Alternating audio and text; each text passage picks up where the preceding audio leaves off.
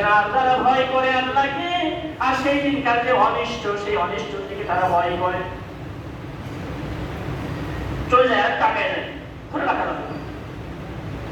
এবার আসেন দেখে আল্লাহ কি বলছেন, দুইটা বললাম তাই না, 3 নাম্বার, দান করে খোটা দেওয়া নিষেধ। দান করে খোটা দেওয়া নিষেধ, এর আগে কি বলছে, এখানে আবার সরাসরি যেটা বলছেন আল্লাহ সেটা আবার কি বলছে, দান করা খোটা দেওয়া নিষেধ, এটা দানের আদব। যাকাত দিবে, দান করবে, সাদকা দিবে, খোটা দিতে পারবে না। খোটা দেওয়াটা, খোটা না দেওয়াটা এটা আদব, খোটা দেওয়াটা হলো আদবের খেলাফ, অর্থাৎ আদবের বিপরীত।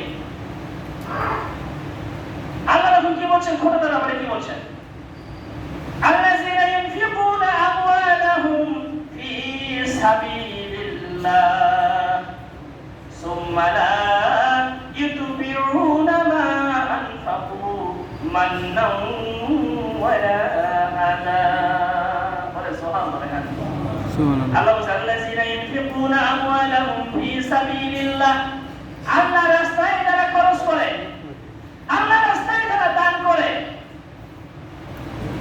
আল্লাহর রাস্তায় যারা সহযোগিতা করে, আল্লাযীনা ইউনফিকুনা আমওয়ালাহুম, তাদের সম্পদ থেকে, আমল থেকে, মাল থেকে, আমওয়ালাহুম ফি সাবিলিল্লাহ সুম্মা লা ইউতবিউনা মা আনফাকু, আর এই দান করার বিনিময়ে সে তাদের কাছ থেকে কোনো কিছুই আশা করে না, কোনো কিছু প্রত্যাশা করে না।